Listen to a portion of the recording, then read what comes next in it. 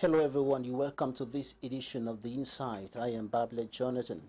In this edition of the program, we're going to take you into the nooks and crannies of the case between Sisiku Ayuktabe and the other 9 Anglophone separatist leaders and the state of Cameroon. We'll be talking about that case. They were arrested in the Federal Republic of Nigeria in 2018 and brought back to Cameroon, and since then they have been in detention in the nation's political capital, Yaoundé, and the case has been adjourned on several occasions. We'll be talking about that case in this edition of The Inside, and we'll also take a look at the present situation on the ground in the northwest and southwest regions of the country with regards to the school resumption that will be coming up in some few weeks from now.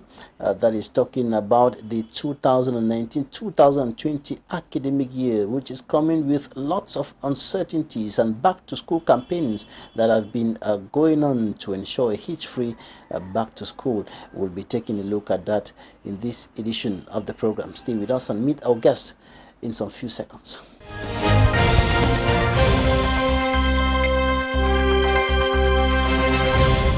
We are receiving a senior legal mind in this edition of The Inside, Barrister ETAH BESONG, former president of the Cameroon Bar Council and the longest ever serving member of the Cameroon Bar Council.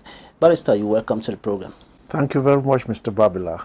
You're also one of the lead defense counsel of Sisiku Ayuktabe and the other 9 Anglophone separatist leaders arrested in January 2018 and brought back to Cameroon and detained in the nation's political capital, Yaoundé. That's very true. Very true. Recently, the detainees of the Anglophone crisis in the Kondengui maximum security prison went on a rampage over a number of issues, and that during that protest, some of them, including Mancho BBC, were taken out of prison, and until now, their whereabouts remains not clear, and the Anglophone leaders, including Sisiku Ayuktabe, have gone on a hunger strike, demanding more evidence from the Yaoundé administration concerning the situation of those detainees. What's the situation as of now? Well, first let me start by saying that has been a very disturbing issue.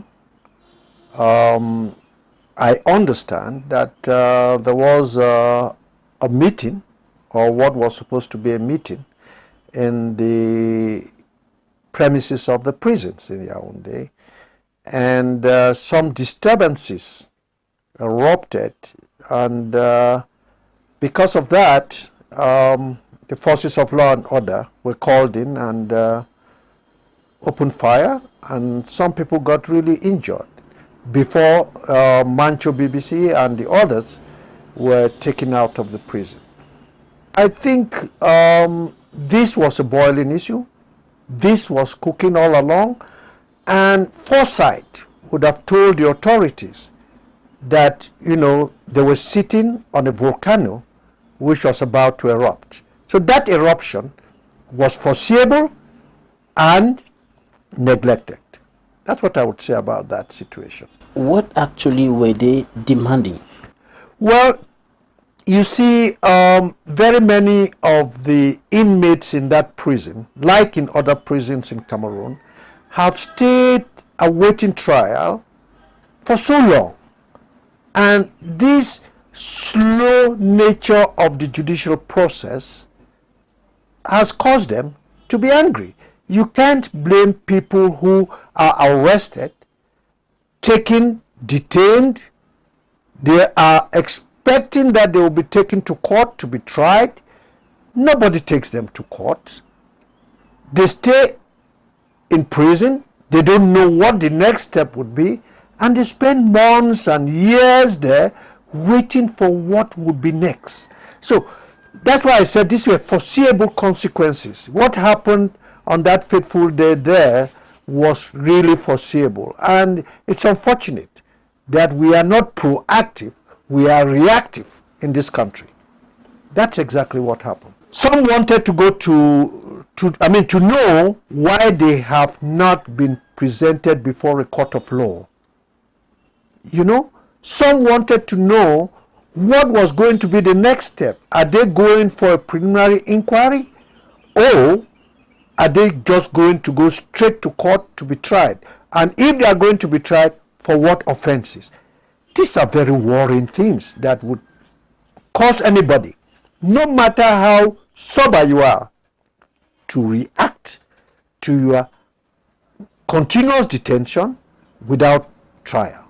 From the legal point of view, what explains this situation that you're describing now? People kept in detention for a long period of time, nothing is said, they are not tried and, I don't know, condemned or set free. What explains that? Well, you see, it's a system. I must be very frank to say this. It's a system which has been in Cameroon, French Cameroon. It has been there for time immemorial, because they don't consider, you know, until recently, when the penal code, the criminal procedure code were harmonized. Until then, you know, they had this system where there was the presumption of guilty. So a man was arrested for an offense which they presumed he had committed, and they didn't bother. They could lock him up and let him stay there, rot there, die there, and he would not go. Sometimes these were offenses which might carry, if it was imprisonment, maybe a week, 1 month, 2 months. But you see, somebody has stayed in prison for years. You know, this slow process was due to bottlenecks, administrative, judicial bottlenecks. Sometimes, if the matters were in court, were due to numerous adjournments for reasons which are either caused by the prosecution not summoning their witnesses to come to court to testify, or the defense asking for adjournments, or because objections, procedural objections are raised which have to be handled before the final hearing. There might be preliminary issues which are raised. And I know that you're a legal mind and you want to look at things from the strictly from the legal point of view, but some international non-governmental organizations and some politicians have qualified the detainees of the Anglophone crisis, including Sisi Kouyaté Tabi and the others, as political prisoners. No, as I said, I don't dismiss that. I don't dismiss that, because you can't understand it. If you look at the charges which have been levied against them, you know, secession, armed ban, rebellion, terrorism, all those things, you know, these are people who were arrested out of this country. Now, where did they carry out the ingredients of the charge of armed ban? Where is the secession? Where is it? The fact that somebody says, I want the country to look at another form other than the form that's there, is that secession? You see, generally, I don't like to comment on issues which are pending before the courts, but I think that the world must understand. The world must understand the realities of the situation.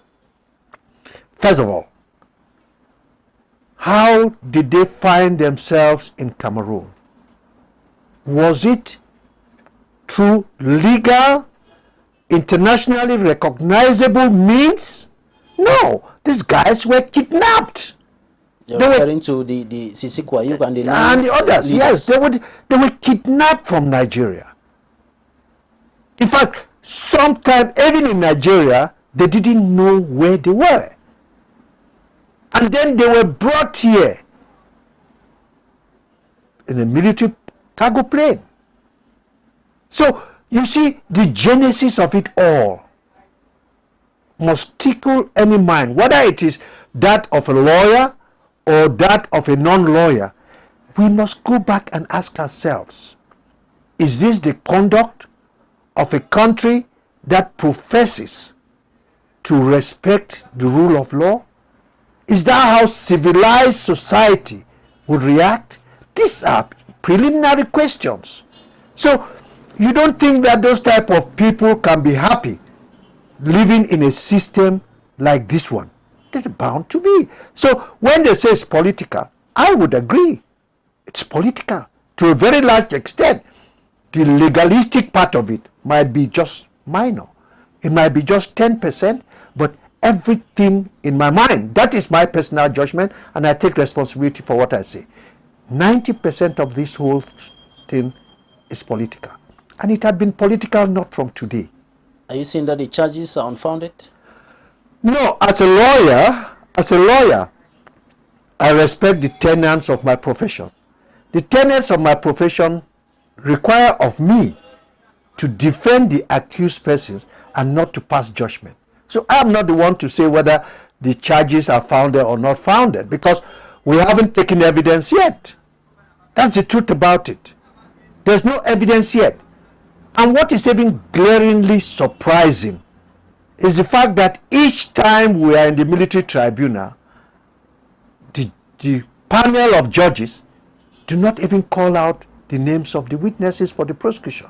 All right, we'll be getting further into this case. Thank you very much. In a short while, but I want us to look at what the Anglophone leaders have undertaken. That is a hunger strike compelling government to provide more evidence that Mancho BBC and the others are alive and in good health, as indicated in the communique of government, which said that they are being exploited for investigations and so on.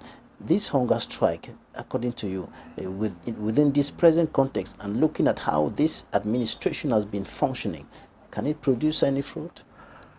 Well, I think it can produce fruit, because no sooner had these 10 Seseko Ayoktabi and the 9 others, no sooner had they declared that they are going to go on hunger strike than the government started saying, oh, Mancho BBC is here and the others are here. So yes, fruits are coming on, but the question is that what the government should wait for? Is that what they should wait for? How do you just take a man out of prison? Can they not investigate them while they are still in detention in the central prison in Yaoundé? So why do you take them to unknown destination? I subscribe to the policy of Seseko Ayoktabi and the 9 others to go on hunger strike. The international community will become aware. Because, let me tell you the truth, Mr. Babila, everything I hear from government I take with a pinch of salt. Why? Because they don't give the truth of the situation most of the time. Sometimes the stories they tell you are so cooked up that even a fool sees through them because they are so transparently false. Why do they take people away and you don't explain why you have taken them away and where you have taken them to? Why the secrecy? If you don't have some vicious plans, if you don't have some dubious plans, why should you remove them from where they are? Do you need that investigation to be carried out in a particular place? You can investigate. If you want statements from those people, you can get the statements even there in prison. Must you move them from the prison to SED or to JSO or whatever in order to take statements from them? They are said to have masterminded the protest move. No. See, the cardinal principle in criminal law is the presumption of innocence. That is a charge. That charge has not been proven. And even if it's proven, at what stage would it get proven? It will be proven in court. It is not the accuser who decides whether the accused person is guilty or not guilty. And that's the problem. That's why I told you that, you see, they started with this presumption of guilt. So once you made a charge against somebody, It was for that person now to prove that he is innocent. It is a travesty of justice. No, it is you, the accuser, who should have the onus of proving the guilt of the person you are accusing. It's not for the person who is accused to prove his innocence against the charges you have formulated. So those are the type of things I'm saying. They could still have these guys in Kundengi, get statements from them while they are there in Kundengi. The superintendent of the prison has an office. The investigator should take them one after the other into that office and ask them. They're not, first of all, compelled to make statements. That's what many Cameroonians don't know. You go to the police or gendarme and they start asking you to start talking. Yet, in the form where you are making a statement, they have already written that you were informed that you have a right to stay silent. Then they ask you to sign. You sign without knowing that you have signed, that they first of all cautioned you that you had the right to say you were saying nothing there until the matter goes to court. So those are the problems. There are so many problems that I think it is good enough to qualify what happened as wrongful. For purpose of general knowledge, I want you to emphasize a little bit on this aspect so that everybody should know. When you are arrested, if you're arrested, the law permits you not to say a word until the matter goes to court. The law says that the investigating judicial police officer, that is the gendarmes or policemen, they should tell you that you have a right at law to say nothing. They must first of all inform you why you have been arrested. That is, tell you what are the possible charges against you. But most often the persons arrested are tortured to the extent that they are obliged to say a word in order to avoid being tortured further. You see, the truth about the matter is that torture is illegal. You know, not only in Cameroon, it's an internationally recognized principle of law that you should not torture a suspect. You know, and there is, Cameroon has signed convention. One of the conventions is the Convention Against Cruel and Inhuman Treatment. So once you torture, first of all, Cameroonians must know that when you are in police custody, your relatives have a right to know how you are there. So if you are tortured, they can raise an alarm if you are beaten, and they can now go for a lawyer to raise this matter so that you can call for the court to order a medical examination of the person in detention. These are all rights which are enshrined, which you would even find in the Criminal Procedure Code. But the question is the application in conformity with the law? No, it is not. And they force you to make a confessional statement. And then they tell you that the confessional statement was made voluntarily. That is a very transparent lie. Sometimes, but you see, the people don't have the opportunity. Sometimes before television cameras. You see, this is even what is unorthodox. I must give it its correct appellation. The gendarme officers, sometimes. Yes, you see, I see them take people, they force them to go back and say they should reconstitute the offense. It is not correct. It's not correct. They should make you make a statement. If they think that they want to visit the, what we call in law, the locus inco, that is the area or the place where the offense was committed, the crime scene, they can take you there. But for them to make you redo it, it's very prejudicial, because the judges and the magistrates are human beings. They watch television like you and I. You can't tell me that if you were a magistrate and you had seen this, and tomorrow that accused person is brought before you on that charge, you will not be affected by the vision You had watched it on television. So it's synonymous to declaring the person guilty. Of course, you go from the premise that, oh, after all, the guy had demonstrated how he climbed in, how he broke in, how he stole, how he did this. He had demonstrated that. So where do we go from there?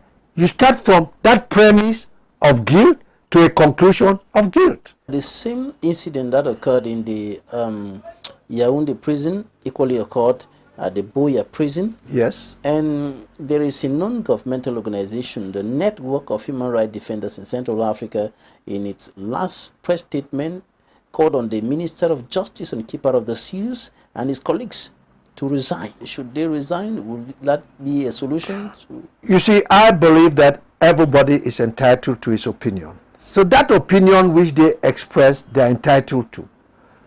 I would say, in any civilized society, once something, you know that Boya was the day after Yaoundé. It was the very next day. In a civilized society, and where people take responsibility, the minister would tender his resignation before anybody would ask. We're going to take a look at what the newspapers reported this week.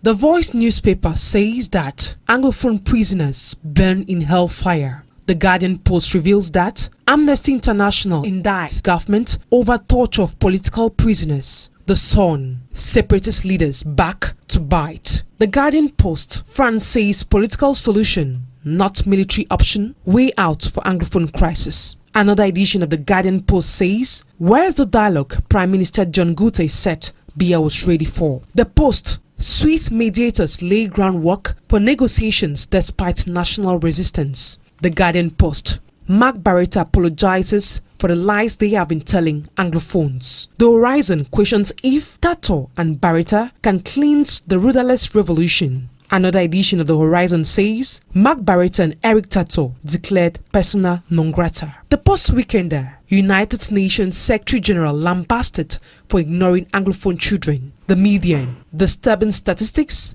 2019 GC results that hide the bitter reality. The Guardian Post, diaspora Ambazonian leaders challenged to withdraw their own kids from foreign schools. In the same edition, Sisiko Ayuktabe and co. on hunger strike over missing Anglophone detainees. Eden, government goes tough on security in cities. Cameroon Insider, school resumption calls take upward swing. The Star, government signed 65.6 billion francs CFA for economic development.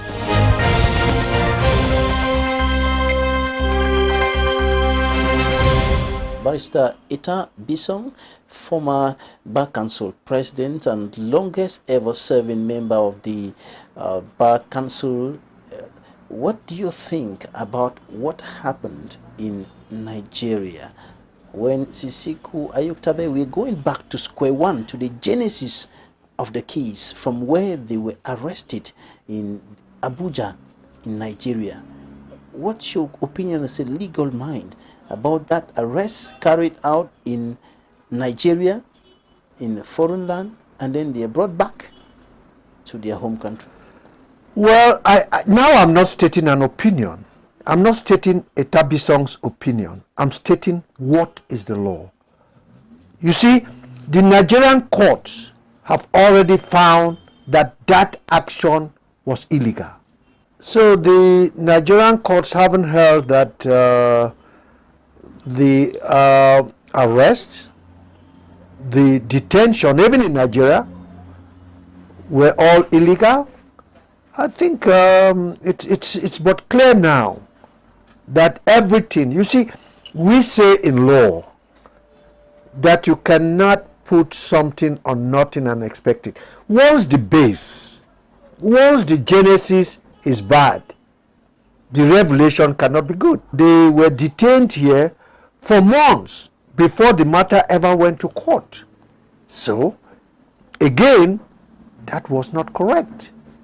Now they will tell you that they were making investigations, inquiries, and all of that.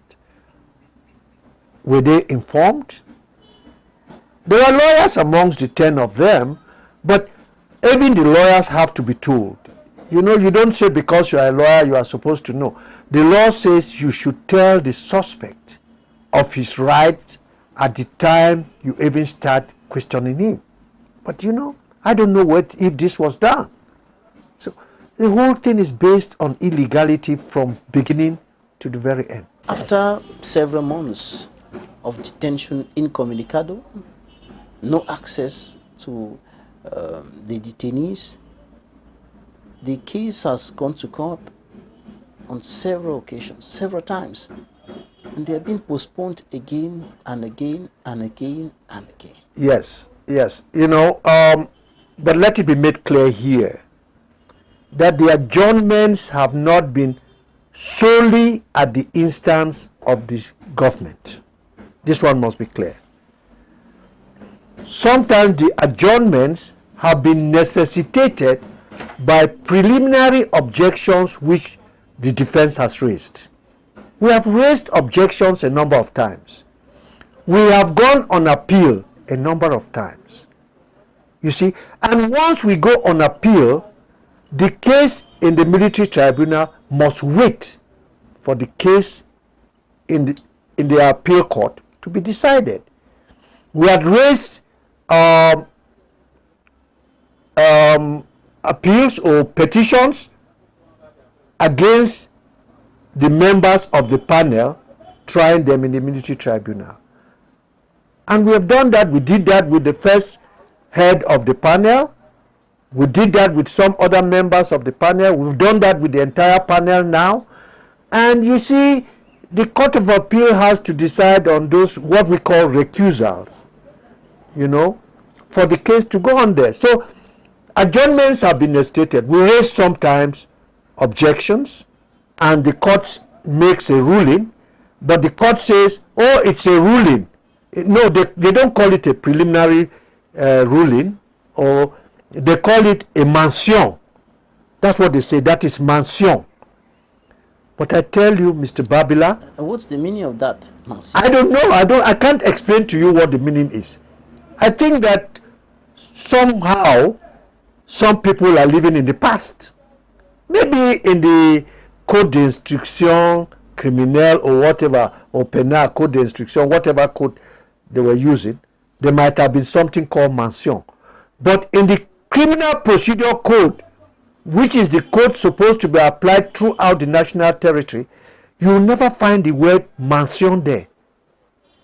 You find interlocutory ruling and judgments. So you will not find mention.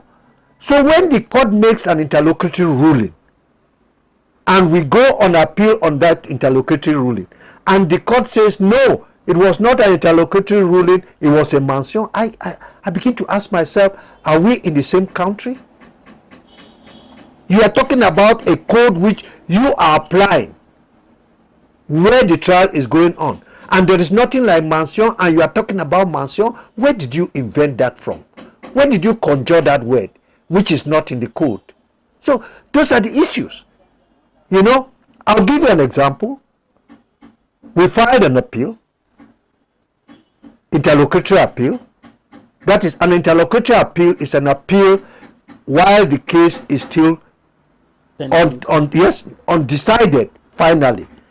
As from the time the accused are arraigned, or before they are even arraigned, to the time judgment is given, any ruling or appeal in between is called an interlocutory appeal. We file it. We serve the notice of appeal. We ask for the ruling, which we must attach to the interlocutory appeal, and the court refuses to give us because the court says it is a mention. And you don't expect that when the lawyers come the next time, they will swallow that hook, line, and sinker and ask that the case should go on. No, we must insist on what the law is, and that's what sometimes can cause some of the delays. You know, some of the delays are caused by all of this. That's the truth about the matter. Earlier, you seem to have indicated that they are not supposed to be tried in the military court. Why? Well, I would not say that they are not supposed to be tried in the military court. There is, of course, international conventions and treaties which demand that civilians, and all of them are civilians, the 10 are civilians, the others, Mancho BBC, and the others are civilians. There are treaties and conventions which require that civilians be not tried in military tribunals. But if you go and look at the military justice code in Cameroon, it provides that civilians can be tried in the military tribunals for offenses like the one the 10 are charged with, or the one Bibigze and the others in Boya, Yaoundé, in Bafoussam, Bamenda, and Edea are charged with, and Douala. So, you know, they will tell you that, well, it is the sovereignty of Cameroon to decide its jurisdiction. But national laws are subordinate to international treaties and conventions. When you come to the classification of legal principles, laws, and all of that, internationally ratified conventions and treaties come above national laws. They are superior to national laws. So this is where the problem is. That means where there is a conflict between national and international laws, international law should be applied. So you find that, but the unfortunate thing, and this is another law that is being used to try the civilians or the is the military justice code. Is the anti-terrorism law? Yes, the anti-terrorism law. If you get the military justice, you would see that terrorism is in the military justice code. So the anti-terrorism law was just coming to give provision for those people to be tried in the military tribunal. I don't care. There can be even 1 million laws in Cameroon saying that civilians. My question is not that. My question is, how do you superimpose national law over international conventions? How do you do that? How do you do that? Recently, during one of the sessions in court, there is an incident that occurred. One of your colleagues told me that there was a gentleman who was in the court, even hindering lawyers from taking down notes, from talking, and so on.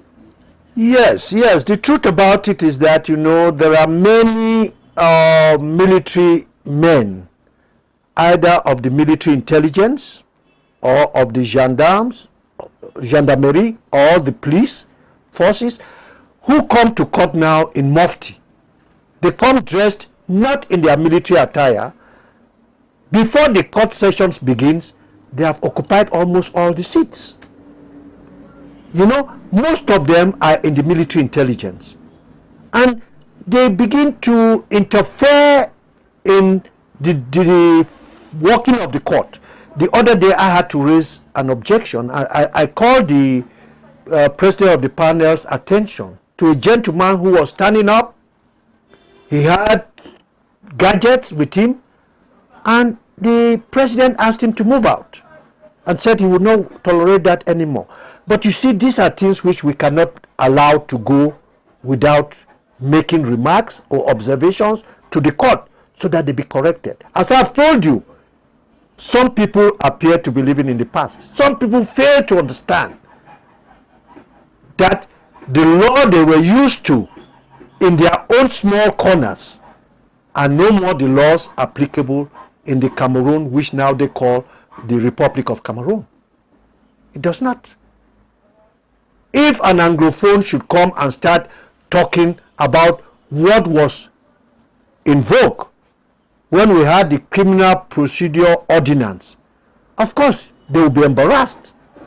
So when they are telling us about things which were in the Code d'instruction criminelle or Code d'instruction pénale, whatever, and they think that we would not be embarrassed, we will be embarrassed because we are lawyers. We are telling them this is not found in the law. Apply the law, apply the terms which are in the law in force at a given time. Now, the case has been adjourned on several occasions, and the judge, the military judge who was handling the matter, changed. What happened? Why? See, the point is, as I told you before, the former president of the panel, who is now the president of the military tribunal here in Boya, had been recused by the accused. The accused said they didn't want him to hear the matter. It went to the Court of Appeal. The Court of Appeal, while the matter was still pending in the Court of Appeal, the matter was called to the military tribunal, and we raised it that we are waiting for a decision on the recuser. Immediately after that, there was a transfer of personnel of the military, and he was moved from Yaoundé and brought to the military tribunal in Boya as president of the tribunal. I remember I couldn't help making a joke in court to say that he should be very happy that hot potatoes had been taken off his hands. So that one was one of the reasons. And once a magistrate has been transferred to a different jurisdiction, you know, a new panel had to be made up. So a new panel was made, and now a new new head of the panel was appointed. And that's where we are now. Why did the accused say they didn't want him to hear the matter? Well, it is a right of every accused to say that he thinks that there is bias, or there is particular interest, or other factors. But you must make a protest and claim, and you must state the grounds for why you think a particular magistrate should be recused or should not hear your matter. So it is their legitimate right. It's enshrined in the Criminal Procedure Code, and they used it. But the decision is that of the Court of Appeal. It's not only the accused who can recuse a magistrate or a judge. The judge himself can recuse himself. You imagine that I were a judge and you were charged in an offense, and the victim of the alleged offense is a relation of mine. The person who appoints me to hear that case might not know that I'm related to the victim. But if I have to decide according to the law and my conscience as a judge, I should recuse myself. So recusal is not only by the accused persons or person, even the judge can recuse himself. Did the change hinder the advancement of the trial? Of course, once that is done, the new judge must come and start what we call de novo. He must start from the beginning again. All right. Where are you and your colleagues with the case? At what level are you and the other members of the defense team with the case today? Well, in the case today, the case is supposed to come up on Monday next. It was adjourned. The adjournment was taken 1 week. So on the 5th, we are supposed to be in the military tribunal. The question is it going to go on? Well, there are issues which are pending, as you said. There are issues which are pending. And apparently the military tribunal does not want to look at those pending issues. But we can allow a case to go on when there are intermediate issues which have not been determined.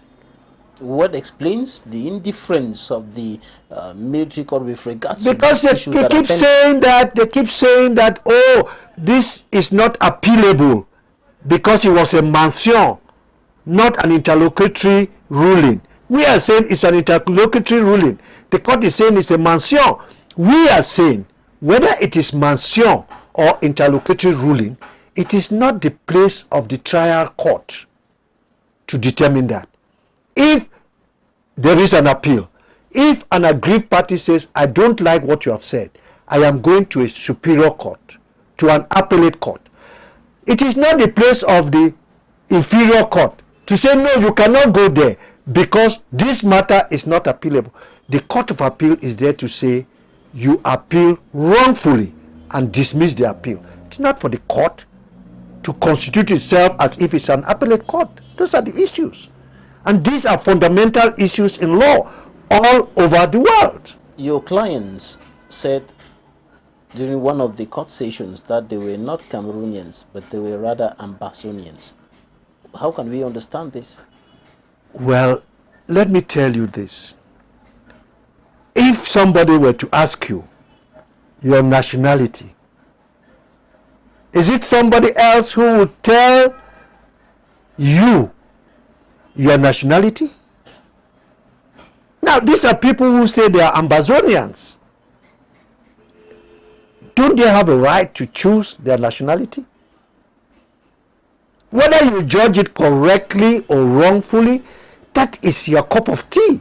But they have a right to say, let me tell you, even if you pretend to be a Cameroonian, or if you profess to be a Cameroonian, the law does not stop you from changing your nationality even the very next day.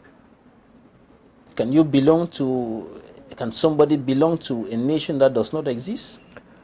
It depends on what angle you are looking at it. Ambazonia is not yet an existing state. Well, in the conception of some people, whereas in the conception of other people, it exists.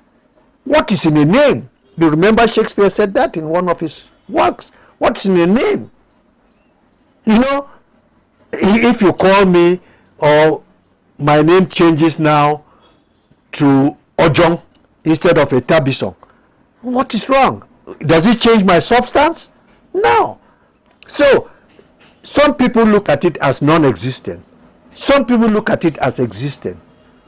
It's a question of perception. It's a question of the angle of perception.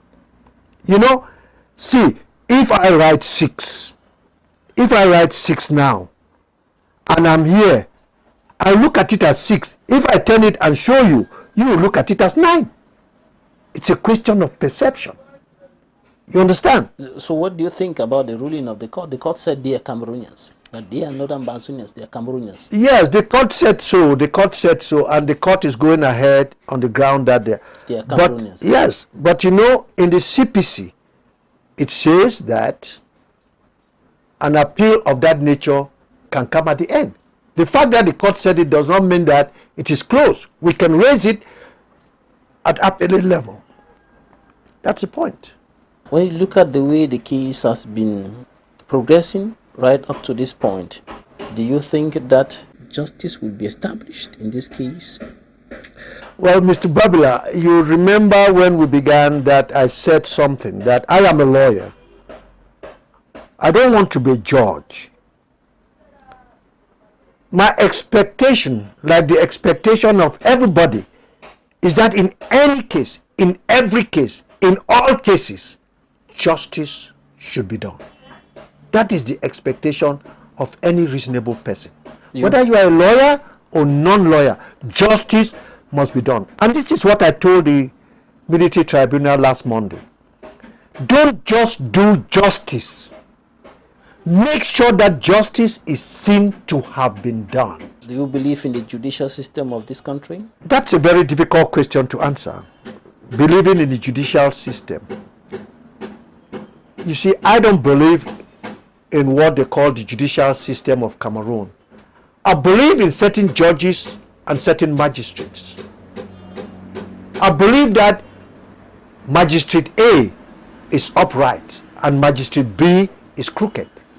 Now, will I take Magistrate A's position and hinge it on the Cameroonian judicial system? No.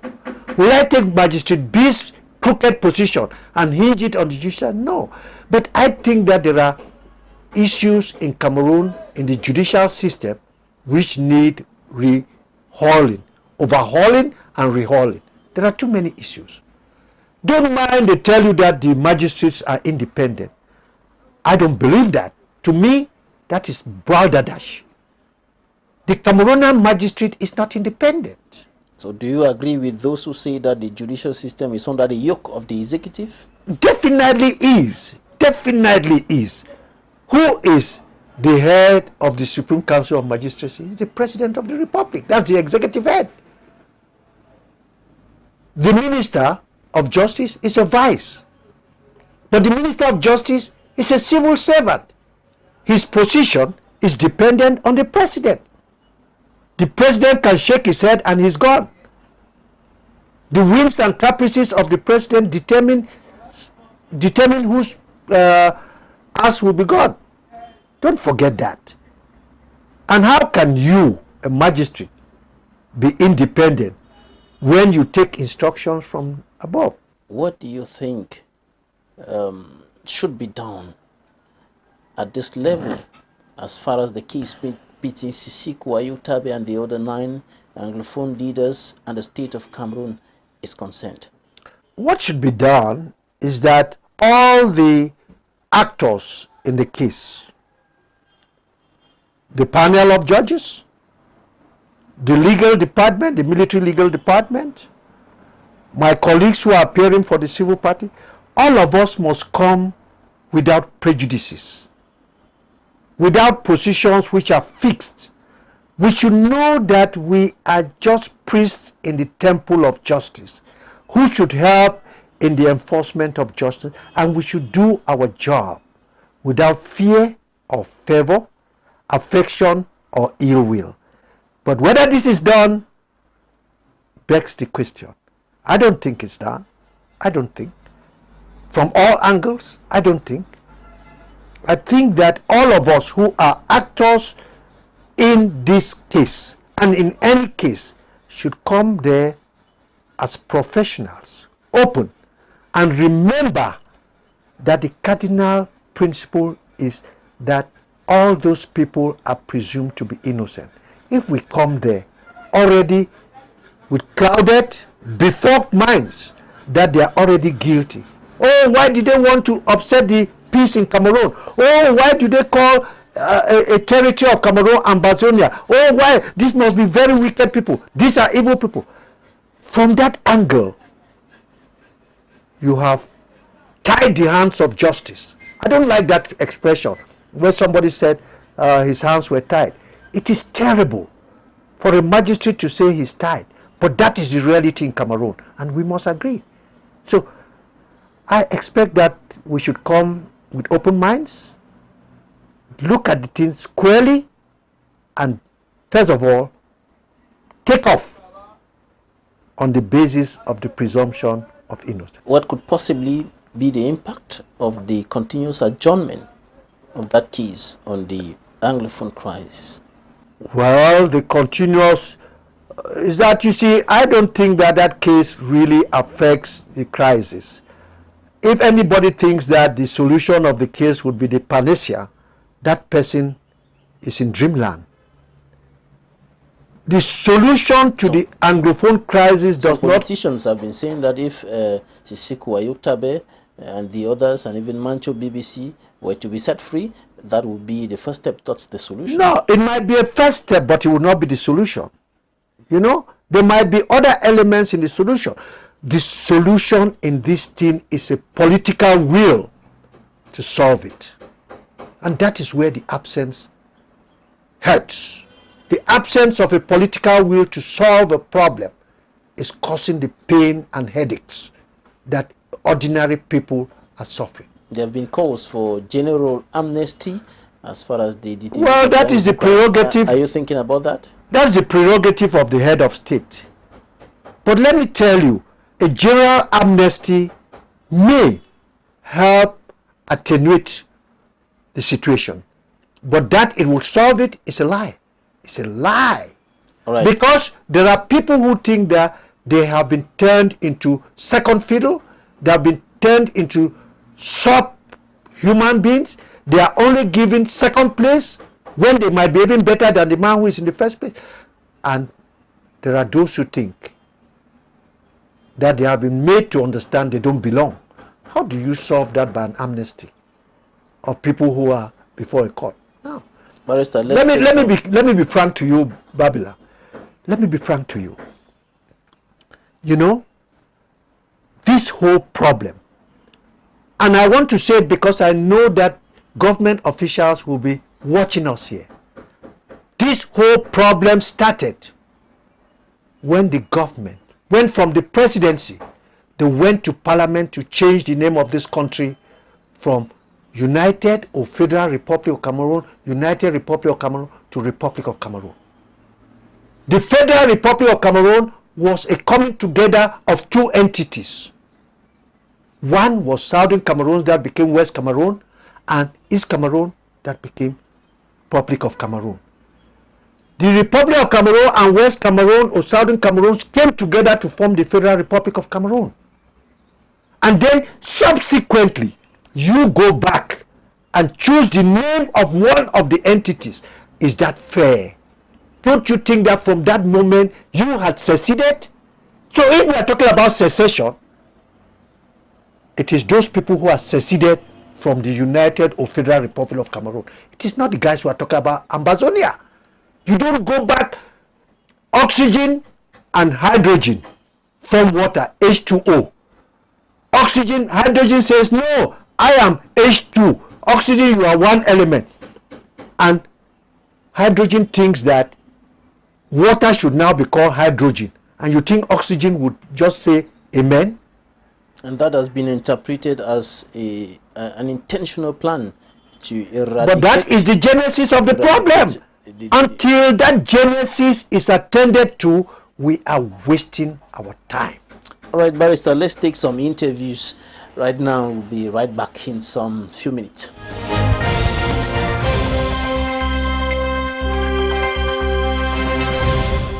It's becoming a routine for us to come to court and then our clients abroad at late hours.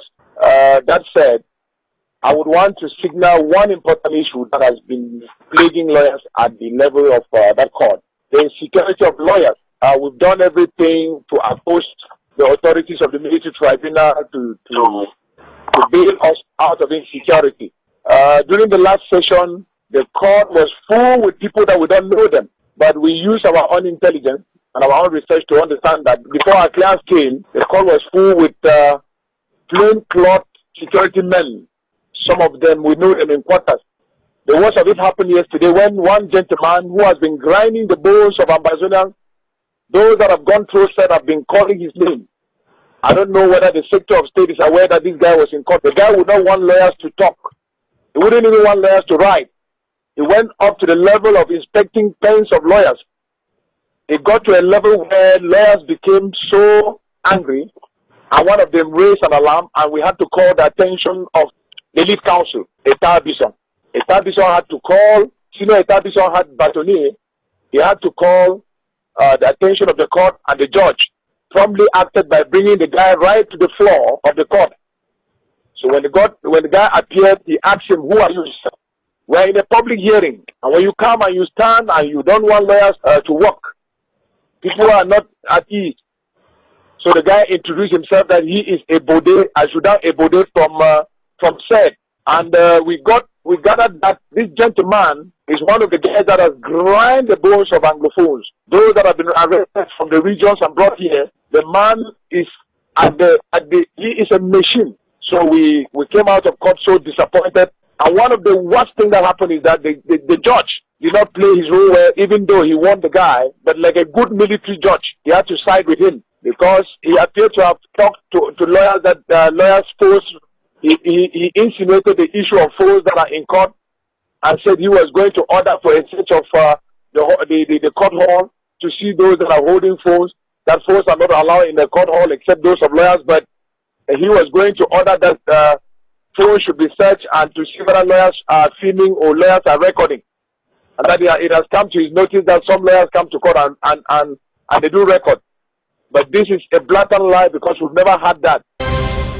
Lawyers of the civil party were in court with us. Some of them were just as embarrassed as the defense counsel were embarrassed. Secondly, the issue on social media does not concern the compartment of Seseko and the 9 others. Because yesterday, we, the defense lawyers, had a meeting with them in prison. And at the time we were leaving the prisons, we saw the roads were already blocked towards the central prisons of Yaoundé. And it was later in the evening on social media that we gathered that there was some turmoil inside the central prison. So the apartment of our clients, Seseko and the 9 others, had no trouble. Reason why we are embarrassed that they were not produced. Kondengi is very large. They have about 3 compartments of prisons. You have central prisons, you have the principal prison. So there was no turmoil, no uprising, no manifestation in the department where Seseko and co were. Thirdly, you talk of Seseko being compromised or dialogue and all whatnot. He's our client. As far as we, the defense team, is concerned, it is very clear. We don't know of any form of dialogue between Seseko and government. Okay. Yeah. As of this moment we talk, we are not aware. Okay. Definitely we owe a duty to our clients, and our clients owe a duty to us. If he has taken such a step, which we don't believe, he would have rightfully informed us. So the presumption as of this moment is he has no links with government and is dialoguing nothing with the government of Cameroon. The right of a detainee is that he has a right to visit us. Our clients don't have the right to visit us. They are limited to 2 or maximum 3 visitors, which is not the case. We, our lawyers, we have access to visit them. Yes, they are lawyers, but their family members find it difficult to visit them. Because there's a condition at the central prisons that unless you go through the commissaire de gouvernement and he grants you a permit, then can you see the detainee. As I said earlier, the presumption of innocence is yet to be understood by the court before which we are. Because if they were presumed innocent, anybody who wants to visit them should be allowed to visit them. When you restrict movement, it's a trials of justice. You are the one who know only to arrest, and you could not build prison. From 1,000, you are now more than 5,000 in a prison. Who is the responsible? Is it Mancho? Is it Terence? Is it Conrad or Galim? No, it's this government. Not only the Ministry of Justice, no. It's not only it's the whole system, from BIA to all other ministers. It's a failure. They fail. We did not only register closures, but we registered, as I indicated, acts of arson and theft perpetrated by these young men who have taken up arms against the Republic. It bleeds our hearts to see that the children are not going to school. Because in some years to come, what are we going to become in now? We are out to sensitize, mobilize all the stakeholders, beginning with the children, the parents, the administration, traditional authorities, the opinion leaders, religious authorities. Security starts at home. We are all called upon to support our community head, quarter head, funds, mayors, administrative authorities in the move to bring back our children to school.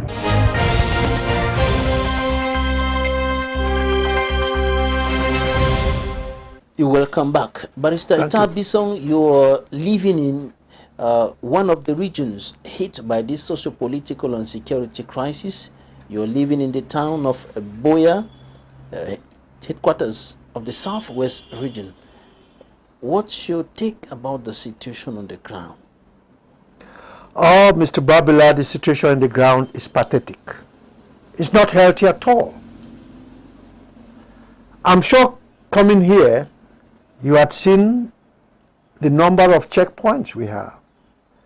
You've seen the military vehicles parading, going up and down and up, minute after minute. There is total fear, panic, uncertainty in the minds of the inhabitants of this region. There are people who cannot go to their villages. There are people who cannot go to their own homes, even though they might be staying in the same town. There are people who are staying in Boya here in hiding, but have houses in Boya. It's a very pathetic situation. And what is even more pathetic is the unreasonableness in not willing to see, in not willing to hear, and in not willing to solve the crisis. That is more pathetic. It creates even greater fear. It creates greater uncertainty. And for how long this is going to last, only God knows. Who is unwilling to solve the crisis? Of course, that is as clear as daylight. Who has the yam and the knife? It's of course the head of this state. He has the yam and the knife. I don't believe in all those things, ministers, prime ministers, and whoever come to talk about dialogue and whatever. It's not true. It's not true. Let us learn from other countries. There are countries which have had problems greater than Cameroon has had. The people in this triangle are peace-loving people. Because if the problem that's how it's now in Cameroon, if it had happened in some other, those countries would have disappeared from the face of the earth. But Cameroonians are peace-loving people, but don't take their peaceful nature for granted.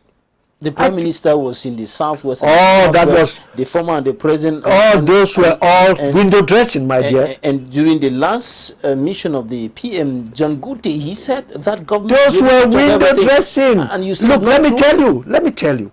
What is not true?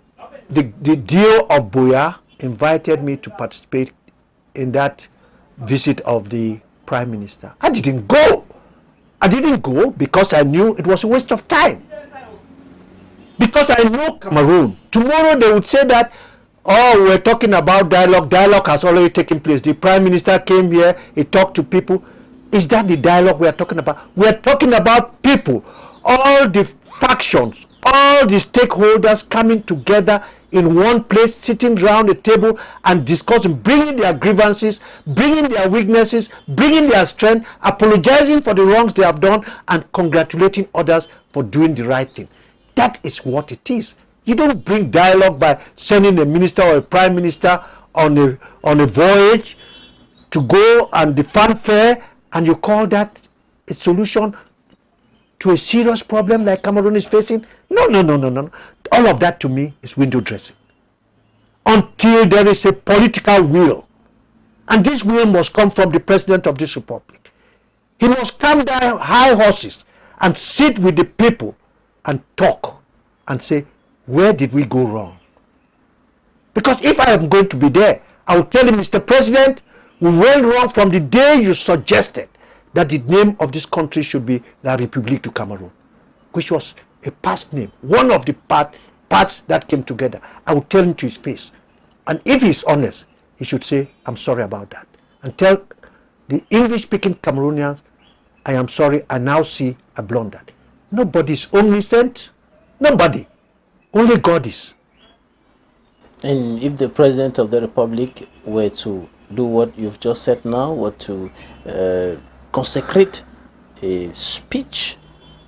Not a speech. I'm talking about a meeting. Not just speaking. He can speak anytime he wants to speak. He has been speaking in Cameroon and out of Cameroon. That is not essential. That is like chasing the shadow and leaving the substance. I am talking about the President of this Republic sitting, not delegating anybody, sitting at the table with all the forces, all the factions, all the stakeholders, and charting an appropriate way forward. Not sitting in high towers and expecting some third party to come and inform him. Because let me tell you, if a third party goes to tell the president, there might be additions or subtractions. It cannot be the same like the president sitting there and listening and taking notes himself. Why should he get information from third parties who have continuously deceived him? Now, listen to what happened. People said that multipartyism will not work. Ministers marched on the streets. But when he came, the president himself decided there would be multiparty. Multipartyism had been in West Cameroon, Southern Cameroons. The president himself said, be ready for election. Those very people who were demaboline yesterday came around and said, oh, we of the CPDM have created multi-parties. They forgot what happened yesterday. They forgot the advices they had given the president. They are continuously, and I say continuously and continually, deceiving that head of state. And he has allowed this to happen. He should sit with the various parties. All the parties and stakeholders, not just political parties. In Yaoundé, in Boya, in Bamenda. You see, this is exactly what I expected of the Prime Minister when he went out. The Prime Minister should have gone out on a path-finding mission. He should have come to the regions, called all the stakeholders and made it clear, I am coming only for us to agree on what will be the subsequent agenda of the meeting. Every faction would come, every political party, all the non-governmental organizations, all the stakeholders would have come, civil society, they would have come and said, okay, let us put this in the agenda, let us put this in the agenda. Then they come with a consensus, they agree on the agenda, and that agenda now is taken to the president and the president adopts it. But you see what happens in Cameroon? Once you are up there, you are always right. And you dictate to the people down there. No, it is the bottom that holds the top. It is not the top that holds the bottom. Because the bottom is wider. The top is just a small tip. It must listen to the bottom. Because it's the bottom that keeps him there. There's a section of the bottom that says, we don't want anything other than secession. We just want yes, but listen to them. Own country. Yes, listen to them. And the Yaoundé administration says, no, we can't listen to people who want to divide the country. Well, let me tell you, look at Sudan and South Sudan. Unfortunately, South Sudan is in crisis now, but at least it's an independent country. You can hold people hostage for as long as you think, but it will never be forever. So listen to the people, let the people express their mind. What they hold might be good or bad. I can't tell you where I stand, whether it is for secession or for federalism. But let us meet. Let me tell you, very many Francophones don't even know what federalism is all about. Because they look at the federalism of West Cameroon and East Cameroon. That's not what federalism is all about. I am a champion of federalism in a federal state. Real federal state, not this thing they say autonomy and you have strings attached to them. I'm talking about where the Southwesterner will decide his fate and the development of the Southwest. The Northwesterner will decide. He determines what happens. Nobody in Yaoundé appoints his DO. The DO of Fako, the SDO of Fako, would be a Bakuri man from here. The SDO of Meme would be a man from one of the tribes in Meme. The SDO of Bamenda should be a man from Mankong or one of those tribes in Bamenda. That is the way federalism, by election of the people, not by dictation of somebody. Somebody appoints you by decree. You come to the Southwest, you are governor. You think that because your appointment came from Yaoundé, you can kick the teeth of the inhabitants of the place where you have been made governor because you are dependent on a higher power. If you are dependent on the votes of the Southwesterners, you will not behave that way. And the Southwesterner would know how to develop it. He will know that this year we are taking this thing to do, next year we'll take. But when you leave it to administrators who are coming from without, to come and they have nothing to gain in developing your subdivision or division. They're only there to exercise the power which has been given on them and then to go away. But once you are from that region and you are going to be the governor of that region, you know that come tomorrow, the people of that region will hold you and your family accountable if you mess them up. That is what federalism is. The people determine their own future, their development and everything. Back to school is not far from now and the situation remains very unstable. How do you foresee the next academic year after it will be no different from 2000. No, Mr. Babila, it will not be different from 2018. It will not be different from 2018 because the protagonists are still there. There are those who are saying school should resume, hitch free. There are those who are saying don't try that. will Gary you, whatever Gary means. You know, you hear them say it. They will kidnap people, kidnap parents who send their children to school, kidnap the children, get ransom and all of that. The situation will not change. Despite the back to school campaigns by the governor, back to school campaigns, BBC and Mancho BBC, is he not the one who has been arrested and kept in an unknown place? The truth about it is that all those are words. I have told you I don't believe in words. But so far as the protagonists take their permanent positions and stay there, there can be no change. You know, there can be no change. The situation would be the same, if not worse.